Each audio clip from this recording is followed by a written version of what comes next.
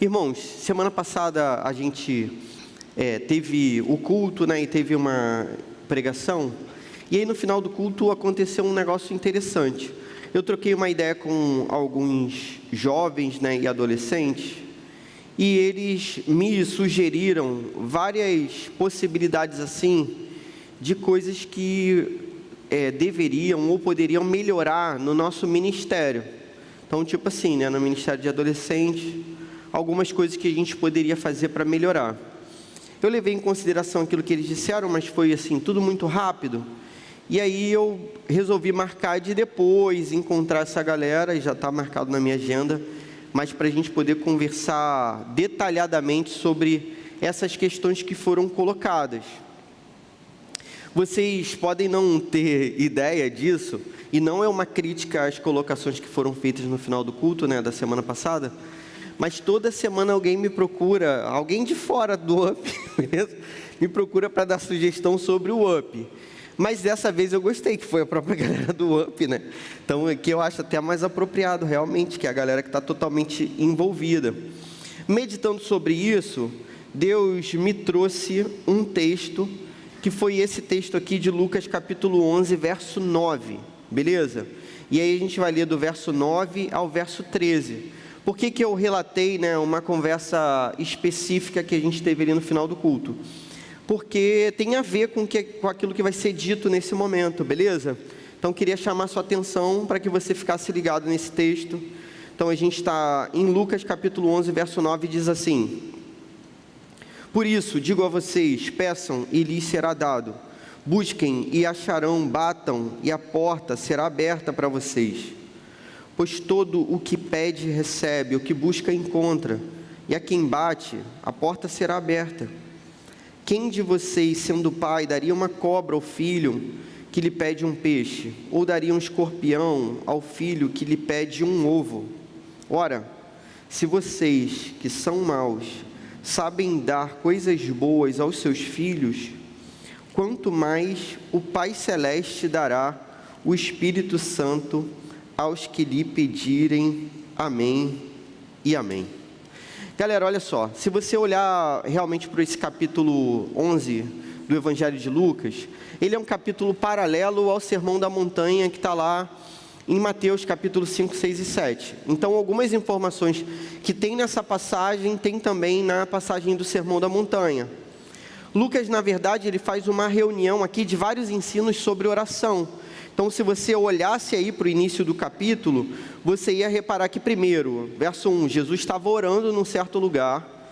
E aí, ou seja, quem está falando sobre oração é uma pessoa que ora, beleza? E olha só que coisa interessante, né? O próprio Filho de Deus fez isso para servir de sinal para nós e de exemplo para nós. Então, não tem ninguém mais conectado 100% com o Pai do que o Filho. E cara, se Jesus, que é o Filho de Deus, o Messias, ele separa um tempo para orar num certo lugar distante, eu acredito que esse seja exemplo para a nossa vida, tudo bem? Então, se Jesus fez, certamente a gente o faria. Só que às vezes a gente não faz. E aí o texto vai dizer, que Jesus está orando. E depois que ele termina de orar, os discípulos pedem para ele. Então os discípulos falam para ele: Jesus, ensina para a gente a orar. Por quê? Porque um dia os discípulos de João Batista foram ensinados pelo próprio João Batista a orar. Então eles pedem para que Jesus faça o mesmo. E aí Jesus inicia essa passagem com aquele trechinho da oração que a gente chama de oração dominical, que é o Pai Nosso. Beleza? Então ele vai dizer assim, verso 2 do mesmo capítulo: quando vocês orarem, digam: Pai, santificado seja o teu nome, venha o teu reino, o pão nosso de cada dia, dá-nos diariamente, perdoa-nos nossos pecados, pois também nós perdoamos a todo o que nos deve, e não nos deixes cair em tentação. Então Lucas vai fazer um resumo daquela oração que foi ensinada por Jesus, e logo na sequência Jesus vai falar agora sobre oração. Beleza? Ou seja, o que eu gostaria que você entendesse? O capítulo está todo entrelaçado. Jesus, uma pessoa que ora, vai falar sobre oração para os seus discípulos, que pedem para ele ensinar a orar, ele ensina a orar. Só que existe algo que ele ensina que vai além, assim, das palavras, beleza? Que é isso que o texto está tentando apresentar para a gente. Então, olha só, existem algumas palavras, e essas palavras eu entendo que são, na verdade, princípios que ele ensina. Então, tipo assim, se você orar o Pai Nosso repetidas vezes na sua casa, isso não vai ter significado nenhum, tudo bem? Porque o que Jesus está falando é o princípio da oração. Então, ele diz que nesse princípio você chama Deus de Pai. Isso já é algo totalmente novo, fantástico, maravilhoso, surpreendente que Jesus faz. Ensina a gente a ter esse relacionamento com Deus como um Pai. Jesus diz que o nome de Deus é um nome que é santo e que precisa ser santificado.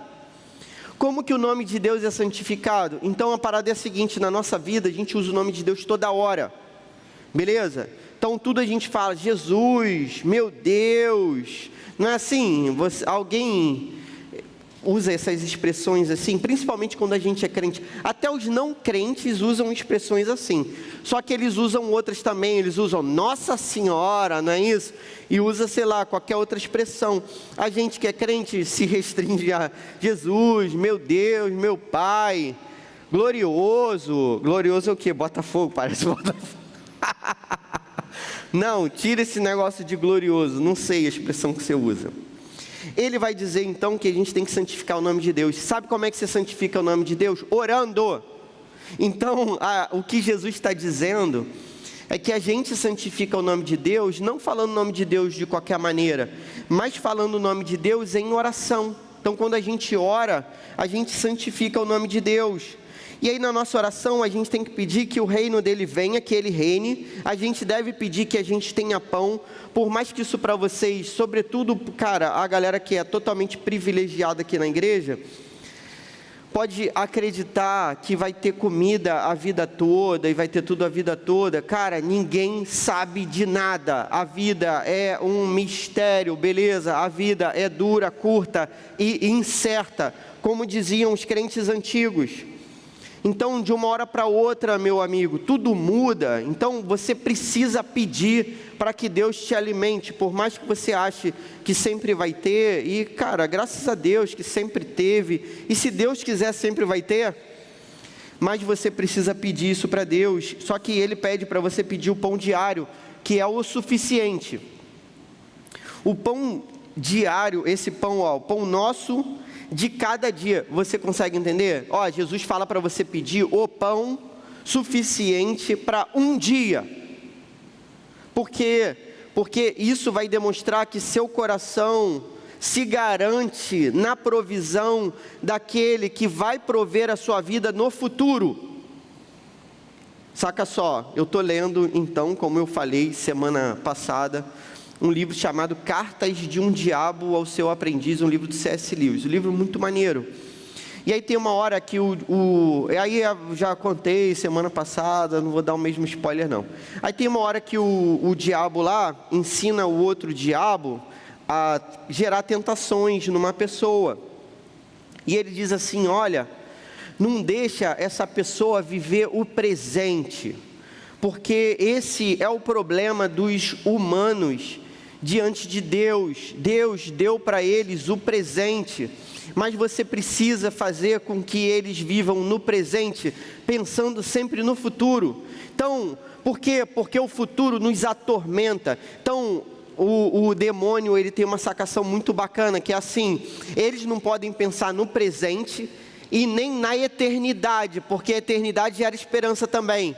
Eles têm que pensar no futuro, que está entre o presente e a eternidade, porque esse futuro para eles é incerto. E se eles viverem assim, eles vivem cheios de ansiedade, cheios de pânico, cheios de dor, cheios de choro. Por quê?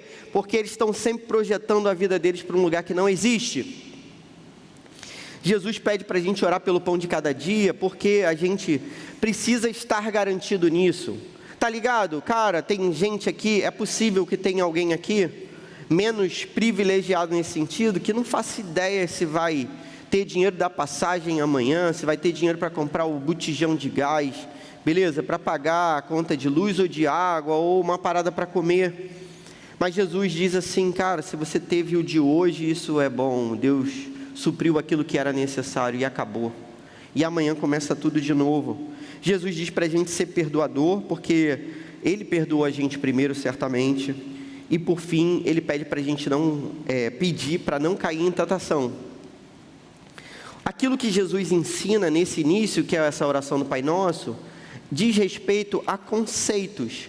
Mas agora Jesus vai falar sobre práticas. Então, ele falou assim, olha, quais são os temas da nossa oração? Os temas são esses que eu falei para você. É o presente, beleza? É o suficiente, é o totalmente necessário, é o perdão, é o reino de Deus, é a glória do nome de Deus na oração. Esses são os temas da nossa oração. Assim a gente deveria orar, assim a gente deveria orar na reunião de oração. E agora, ele vai falar do princípio que rege essa parada, como que a gente coloca isso em prática. Então, ele vai dizer que a gente precisa persistir em oração. E ele vai contar uma parábola de um amigo chato. Você já teve um amigo chato? Não olha para o lado agora, não catuca ninguém, não... Beleza. Carlos e Rafa não vão poder catucar, né? Porque é noivo e noiva, aí já não pode ser, não pode ser, por mais que às vezes um seja meio, não vai poder ser. Faz o coraçãozinho assim, né? O outro une o coração. E ele conta a história de um amigo chato. O amigo chato é o seguinte: vem um cara do nada de noite e na casa de uma pessoa. E ela não tem comida para dar, sabe? Sabe quando uma pessoa chega na tua casa, tu não tem nada para oferecer? Não tem um cafezinho assim, você tem, sei lá, um copo d'água talvez, mas não tem mais nada.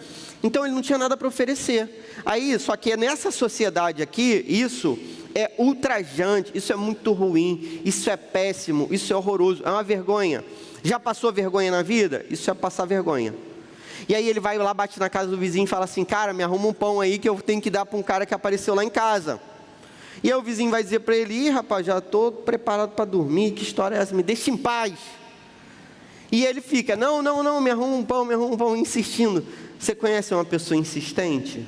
Que às vezes você faz o que a pessoa quer só porque ela está insistindo. É essa história que Jesus conta.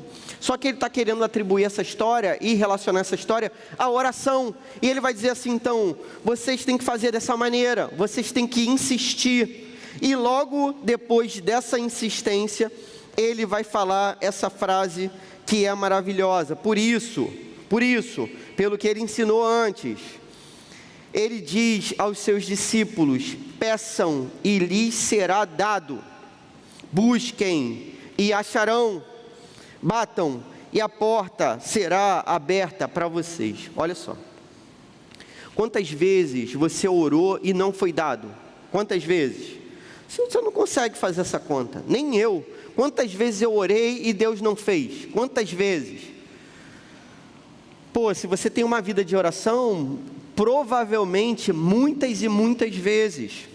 Esse texto, nesse verso 9, Jesus está fazendo uma gradação. Tu sabe o que é uma gradação? É tipo uma escada que você sobe. Então, ele vai falando de patamares na oração. Então, primeiro você pede, depois você já faz de modo mais intenso, que ele chama de buscar. E por fim, ele diz que é bater na porta. O bater na porta é o cara batendo na porta do vizinho antes, tá ligado? O cara que insiste demais. Tem uma música do Bob Dylan. Bob Dylan ganhou um prêmio Nobel de literatura uma vez. Já ouviu falar? Não? Beleza, um músico antigo, um cara chamado Bob Dylan, ele escreveu uma música que se chama isso, Bater na Porta do Céu. Aí Guns N' Roses gravou a música, bater, bater na porta do céu. Alguém conhece? Gente, eu sou de outra geração. Então, o que ele está dizendo? O Bob Dylan, e o que está dizendo o texto principalmente? Tem uma hora que parece que Deus, é o que Jesus está dizendo, parece que Deus é esse vizinho que não vai abrir a porta para você. Parece que Deus é esse vizinho que não vai te dar aquilo que você está pedindo, mas só parece. Então, o que você precisa fazer? Insistir. Você precisa persistir. Você precisa gritar e gritar mais alto. O caminho da oração que é ensinado por Jesus é exatamente esse. Primeira lição desse texto maravilhoso para a gente: a persistência na oração é regra de ouro no reino de Deus. Persistência na oração é regra de ouro no reino de Deus. Meus irmãos, eu já persisti em oração em diversos temas assim. E como que é interessante, cara. Tem hora, obviamente, que Deus faz as paradas de primeira, assim. Você pede, pá, no dia seguinte, né? Uma vez eu sei que vai parecer tolice para você, mas eu queria vender um negócio para ofertar para a igreja. E aí eu orei num dia, e no dia seguinte um amigo meu me ligou dizendo que queria comprar um negócio que eu nem anunciei em lugar nenhum, entendeu? Que eu nem ofereci a ninguém. Então, olha só que coisa, você ora num dia, no dia seguinte seu amigo te liga e diz assim: não sei se você está querendo vender tal coisa, mas eu queria comprar. Não é milagroso demais um negócio desse? Mas quantas vezes eu tive que orar, muitas vezes, por uma coisa que muitas vezes demorou, e para que ela acontecesse. Quantas vezes isso aconteceu? Você consegue entender? Só que quando você recebe essa oração, que vem depois de insistência, cara, isso é muito mais legal, tá ligado? Cara, tem coisas que são fáceis na vida, sim, que às vezes a gente recebe de modo muito fácil, e parece que aquilo nem tem tanto valor, né?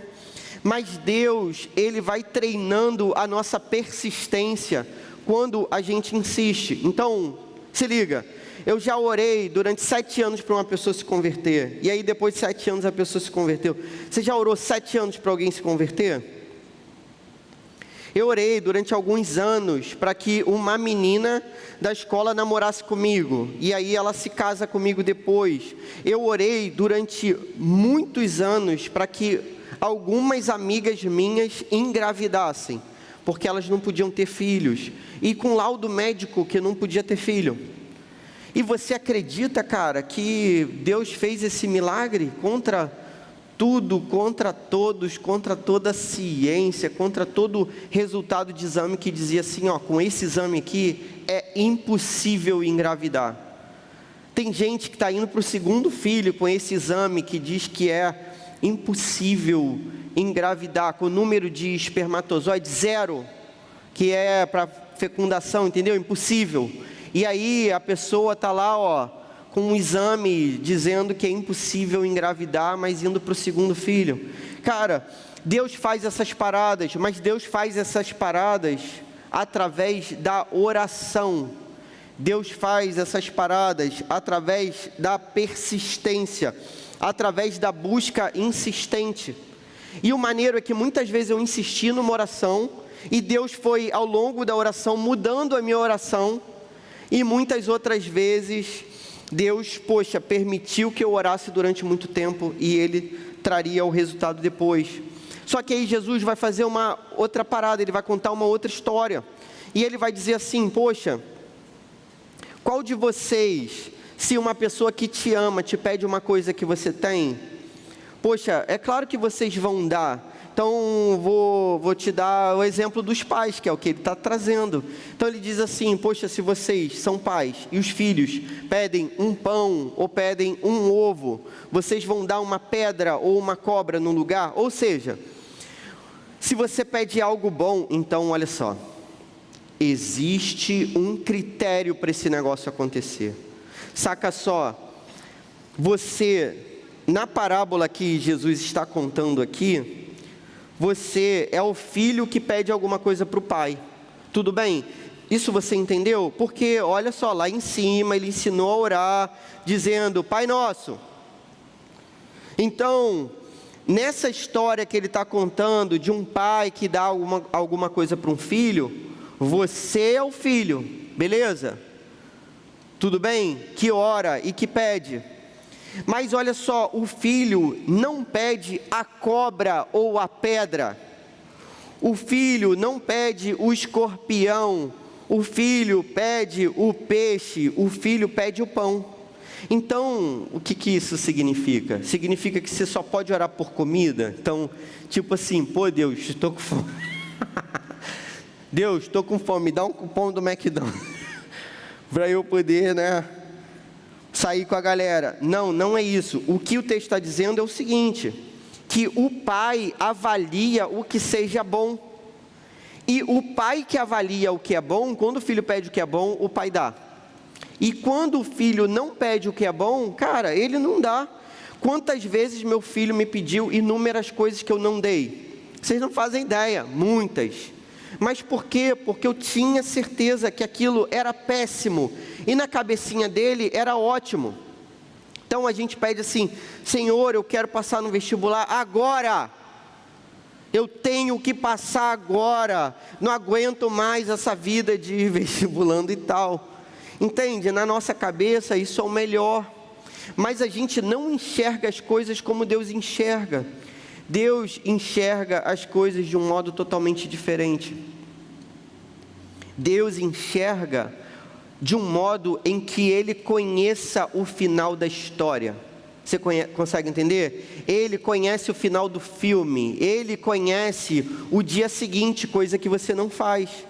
Então por isso que você precisa orar, para que Deus faça da vontade dEle a sua vontade, de modo que você entenda que a sua vontade transformada é o melhor para a sua própria vida. Quem não queria casar em 6 meses? Quem não queria ter a melhor festa de casamento? Quem não queria arrumar o melhor estágio? Quem não queria, ser a pessoa que tire 10 em todas as matérias? Quem não quer essa parada? Entende? A gente quer muita coisa. Mas olha só o que Jesus fala.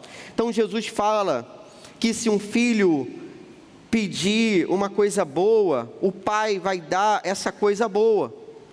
E no final, Jesus explica o que é a coisa boa. Então, olha o que é a coisa boa, verso 13. Ora, se vocês que são maus, sabem dar coisas boas aos seus filhos, quanto mais o Pai Celeste dará o Espírito Santo aos que lhe pedirem.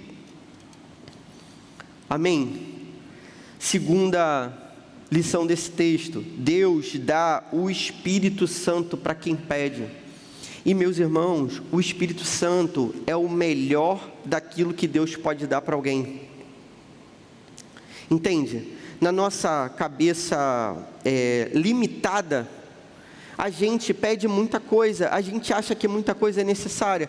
Tipo assim, cara, olha para essa parada aqui funcionando. O que precisa para esse negócio funcionar? Tem muita coisa funcionando ao mesmo tempo.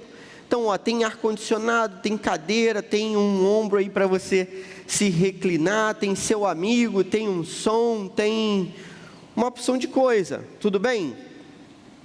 Mas sabe o que é realmente necessário? Então, Jesus, ele está desde o início do ensino dele sobre oração, mostrando para a gente aquilo que ele ia revelar no verso 13. O que é realmente necessário, meus irmãos, é o Espírito Santo de Deus.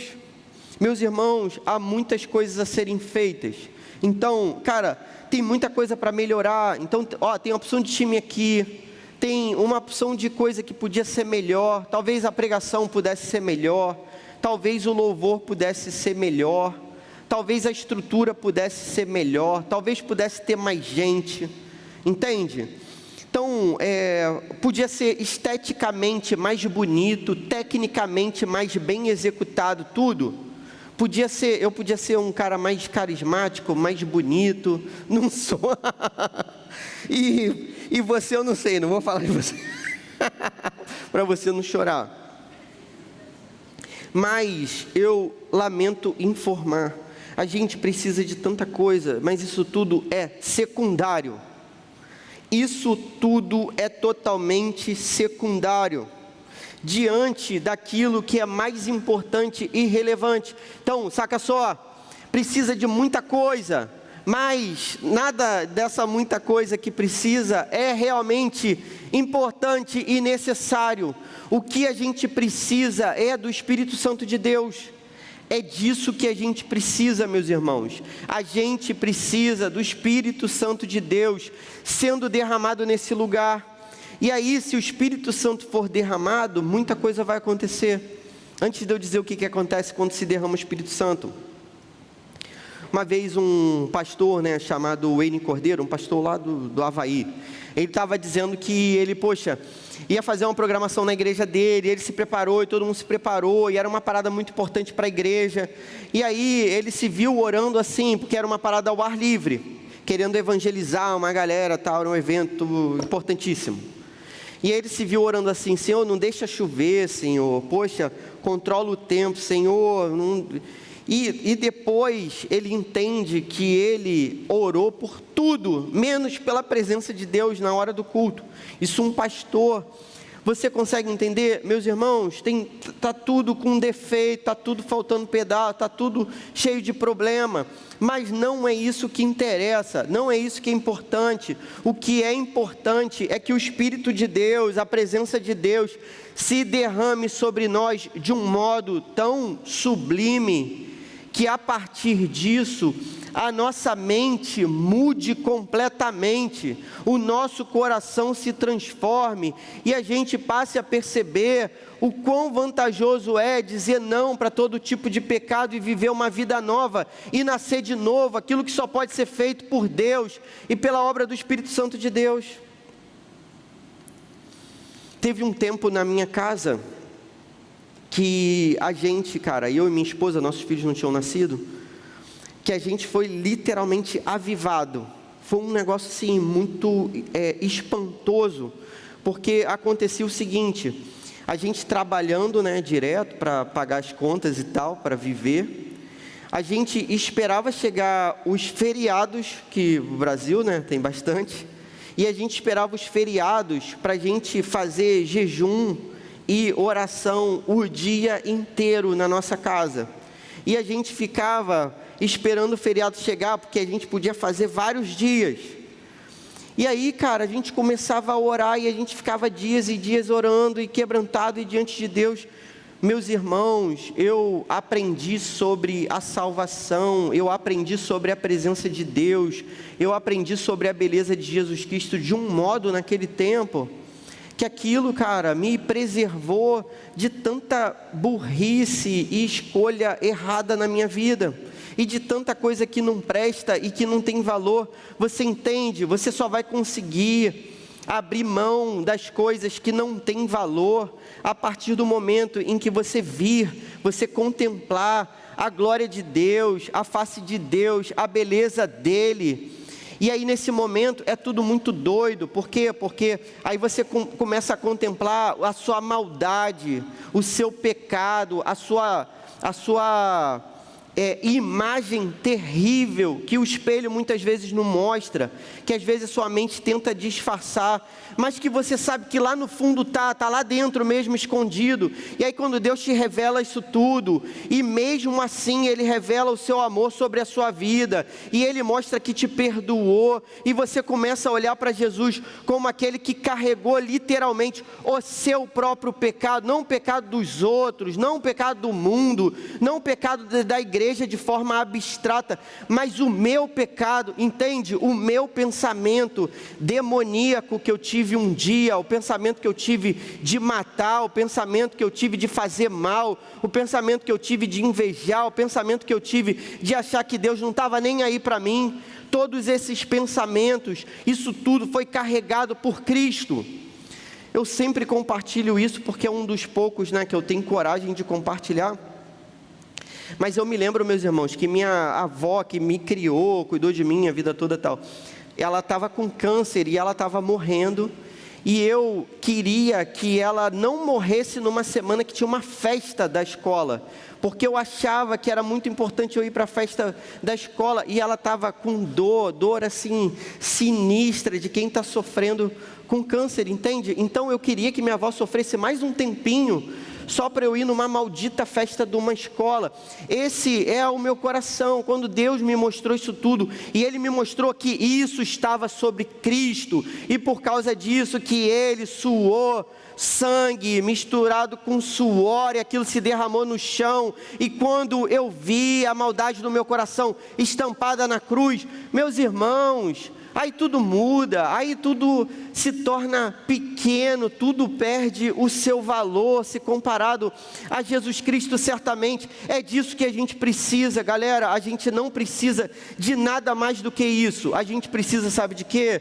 De vocês e eu, a gente em oração, clamando dia e noite: Senhor, derrama o seu Espírito sobre nós, Senhor, derrama o seu Espírito sobre nós. Aí vai ser a única forma de vocês e eu também, a gente vencer os nossos vícios, as nossas ansiedades, essas paranoias que tem na nossa cabeça e no nosso coração. Vai ser a única forma da gente viver aquilo que é o céu na terra, de modo extraordinário, de ver a galera se converter, de ver a galera abrir mão de mexer no celular na hora do culto. Por quê? Porque sabe que está na presença de Deus, e sabe que isso é totalmente significativo e importante, e teme a Deus por causa disso. Meus irmãos, a gente precisa orar para que o melhor de Deus venha, e o melhor de Deus não é passar na faculdade, o melhor de Deus não é ter dinheiro, o melhor de Deus não é ter nada que esse mundo ofereça, mas sim aquilo que é sublime, que vem somente dEle, que é o Espírito Santo de Deus. Cara, quantos dons foram derramados sobre a nossa vida quando a gente estava naqueles dias de jejum e oração dentro da nossa casa. Eu lembro que teve uma vez, cara, que a gente estava jejuando tanto que eu esqueci que eu ia tomar uma vacina de febre amarela, e eu tomei a vacina de febre amarela jejuando. Aí comecei a ficar com febre demais e vim para a igreja com febre no ônibus, e vim porque a gente fazia assim, né, de entregar o jejum na Santa Ceia. Então a gente jejuava durante os dias, e aí a entrega do nosso jejum era a ceia, aquele biscoitinho ali e aquele suco de uva que às vezes parece até azedo, né? Eu já peguei uns aí que parecem azedos. Era aquela entrega do nosso jejum. Cara, ó, sabe o que é participar de uma ceia daquele jeito? Você nunca participa de igual depois, entende? Porque, cara, tudo ganha um valor assim. Quando você come, você agradece a Deus: meu Deus, muito obrigado e tal. E ao mesmo tempo, o mundo sendo destruído lá fora, a gente, batendo com o carro, a gente tendo uma opção de problema, de perseguição. Mas a gente estava com Cristo, a gente estava cheio do Espírito Santo, e era isso que era importante. Meus irmãos, nesse ministério, eu vivi coisas maravilhosas. Em 2015, eu vi o derramar do Espírito de Deus num retiro. Beleza? 10, 11 anos. A gente viu Deus se derramar num retiro de 2015. E foi uma coisa muito doida. Foi o primeiro retiro que a gente fez de adolescente. E aí a galera não queria brincar de nada. A galera não queria gincana, atividade, nada de adolescente. A galera queria ficar louvando, cantando, orando direto. Não estava na programação, a gente não impunha nada para ninguém, não era obrigado. Era assim, acabava o culto, a galera daqui a pouco estava numa roda, todo mundo orando, testemunhando, e acabava aquele momento, e daqui a pouco a galera estava de novo, e assim direto. A gente ficou vários dias assim. Quem participou daquele retiro sabe, cara, como que Deus se derramou naqueles dias. 2018, Deus se derramou no nosso meio mais uma vez. E para surpresa nossa, em 2023, a gente estava num retiro. Cara, parecia que estava tudo desmoronando, e estava todo mundo em crise, porque parecia que estava dando tudo errado. E de uma hora para outra, Deus se derrama. A gente vê que o Espírito Santo está no nosso meio. E aí, meu irmão, tudo se torna diferente. Queridos, eu quero chamar vocês para a única aplicação desse texto, que é buscar insistir com Deus e você receber o Espírito Santo de Deus. Entende? Peça isso você tem que pedir todo dia. Deus, derrama seu Espírito Santo sobre a minha vida. Deus, derrama o seu Espírito Santo. Eu quero, Deus, eu quero o seu Espírito Santo.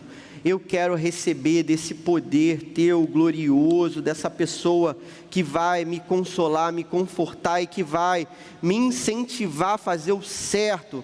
Senhor, eu preciso do derramar do teu Espírito. E se isso começar com cada um que está aqui, isso vai acontecer também coletivamente, vai contagiar a igreja como um todo.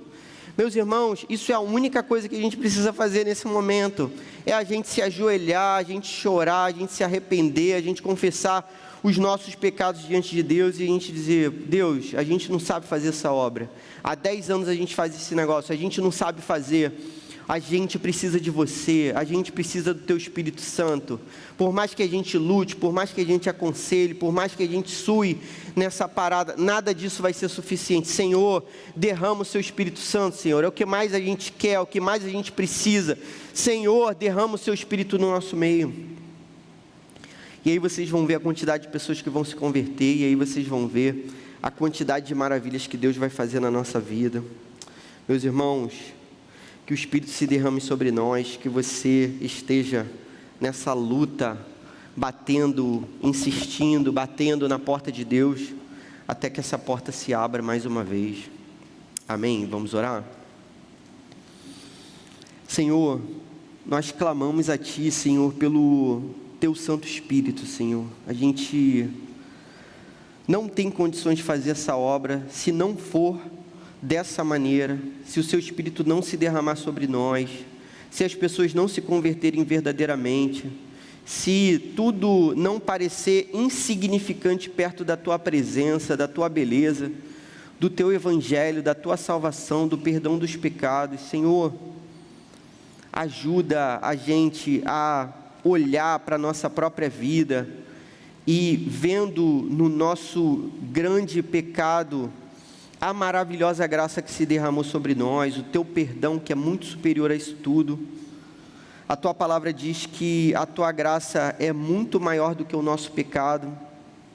Faz assim, Senhor, derrama o teu Espírito sobre nós mais uma vez, Senhor. A gente não quer dizer que a gente tem um ministério maneiro, a gente não quer dizer que o ministério agrada as pessoas, a gente não quer ter a melhor banda, a gente não quer ter o melhor pastor, o melhor pregador, a gente não quer que o nosso nome seja lembrado, a gente não quer nada disso, Senhor. A gente quer a tua glória, a tua honra, a gente quer a glória do teu nome, Senhor.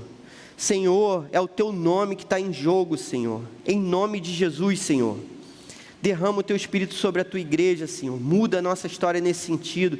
Senhor, levanta jovens que oram de verdade, que aprendem a ter intimidade contigo, que sejam pessoas que falem do Espírito Santo, que vivam no Espírito Santo, que seja assim, Senhor, se derrame sobre a vida deles mais uma vez, Senhor. Faz assim, por favor, nós clamamos, Senhor, nós insistimos contigo, Senhor, por favor, em nome de Jesus. Amém.